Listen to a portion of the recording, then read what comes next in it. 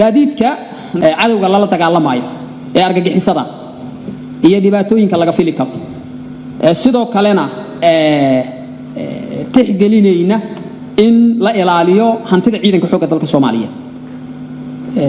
waxaan dabcan daraasad aan sameeyay kadib aan sameeyna habraac aan sameeynay oo ah habraaca xakamaynta iyo xaqiijinta ciidanka xoogga dalka Soomaaliyeed gaadiidka ciidanka xoogga dalka Soomaaliyeed habraac aan sameeynay habraacan ujeedadiisu waxay ahayd koow horta hantida ciidanka xoogga dalka Soomaaliyeed gaadiidka ciidanka xoogga dalka Soomaaliyeed maadaama loo keenay hay'ad gaar loogu talagalay shaqooyin gaar ah oo qaranka loogu adeegayo loogu talagalay mid walba gaari kasto la keenayo col gaar ah unit gaar ah meel gaar ah loogu talagalay horta gaadiidkii ciidanka xoogga dalka Soomaaliyeed xaaladda uu ku sugan yahay horta inaan xaqiijiyo marka ugu horeysa marka labaadna si cadawgu aanay uga faa'iideysan ayagoo isticmaalaya calaamadaha ciidamada in aan xakamayno ujeedka labaadna kaas oo ah ee habraacan aan u sameeynay habraacan waxaan dhaqan gelinay September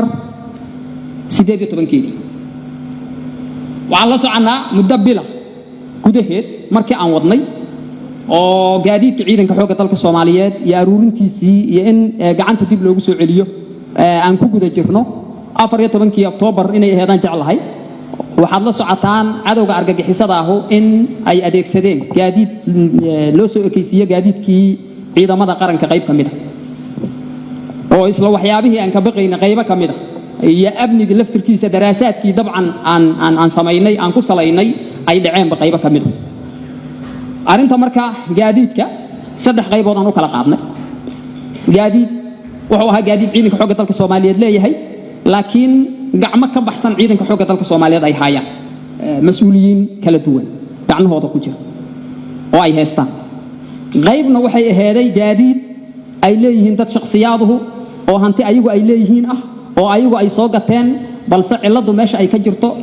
la mariyay lagu buufiyay loo ekaysiiyay ciidanka xoogga dalka Soomaaliyeed rinjigiisa la mariyay loogadaas ciidanka xoogga dalka Soomaaliyeed oo ifan xataa hay'adaha kale aysan isticmaalina waa lagu dhajiyay gaariga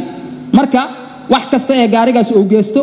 hadii dhul meel laga bahalkaynayo oo ka qayb qaato hadii uu qof jidka ku dilo haduu dhibaato kale geesto qof kasta oo aragta waxay u aqoonsan tahay gaadiid ciidanka xoogga dalku leeyahay inuu yahay laakiin gaadiidkaas waa gaadiid shakhsiyaad leeyihiin qaybta labaadna taasay ahayd qaybta saddexaadna waxay ahayd gaadiid colal ciidanka kamid ah gacanta ay ku hayaan balse shaqooyinka ay aheeday in lagu qabto shaqooyin aan ahayn lagu qabanayo ama shaqooyinka dheeri oo meel ka baxsan shaqadii jooga saddexdaas qaybood aan u kala saarnay saddexda qaybood marka oo ayagu horta gaadiidku normally kala aha markii aan shaqadan qabanay wixii natiijada noo soo baxday iyo waxyaabaha aan la kulanay saddexdaas qaybood marka gaadiidka qofka shakhsiga ah lahaa laakiin calaamadaha ciidanka xoogga dalka Soomaaliyeed ay ku buufsanaayeen waxaan sameeynay waa soo xireynay qofku wata waa ka qaadnay calaamadihii ciidanka xoogga dalka Soomaaliyeed ayaan ka baabi'inay hadii rinjiga noqoleed iyo hadii loogada noqoleeday warqadna waa ka qornay rinjiga ciidanka xoogga dalka Soomaaliyeed inuu yahay calaamado iyo loogadu calaamad hay'ad gaar ah ay leedahay qofkaasuna dib dambe uusan ugu buufin gaarigiisana waa u celinay maadaama milkiyada uu lahaa warqada digniintan waa ka saxiixno qof kasta qofka uu doonaha ahaado gaadiidka ciidanka xoogga dalka lahaayeen laakiin gacmo ka baxsan gacmaha ciidanka ku jiray gaadiidkaas dib aan u soo celinay mana jirto qof aan dib ugu celinay waxaan rabnaa ka hor habraacan intaan ka dhaqan gelinay waxaan tashi ka sameeynay dhammaan madaxda qaranka wasaaradda gaashaandhigga iyo madaxda kala duwan ee qaranka waa wargelinay ujeedooyinka aan ka leenahay iyo culaysyadana heesta oo aan kala kulmayna gaadiidka ciidanka xoogga dalka Soomaaliyeed intaan ka sameey gaadiidkaas marka waxaan noo qorshaysan in aan dib ugu celino qolalkii ciidanka xoogga dalka Soomaaliyeed ee loogu talagalay oo ay ahayd markii horeba in lagu xaaladeeyo oo ay ku shaqeeyaan taas aan nooga qorshaysan aydan qaybta saddexaad oo aheeday gaadiid ay colal ku lahaayeen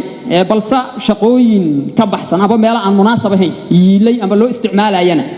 waxaan u yeernay cid walba oo mas'uul ka ahayd gaadiidkaas dabcan xeerarka ciidanka iyo nidaamyada ciidanku waxa ay noo ogolaayeen ayaan marsiinay haday noqo laheeday xarig haday noqo laheed canaan iyo haday noqo laheed waana intaba iyo digniin intaba bacdeen waxaan dib ugu celinaa colalkii waxaana laga saxiixaa ayagana documenti ah inaanay mar dambe aanay dib ugu celi karin maadaama shaqada ciidanka looga baahan yahay kaas oo aan meel la dhigi karno shaqada ciidanka looga baahan yahay inaanay waqtiga wixii ka dambeeyay aanay u adeegsan karin shaqada loogu talagalay shaqa aan ahayn saddexdaas qaybood ayaan u qaybinay gaadiidka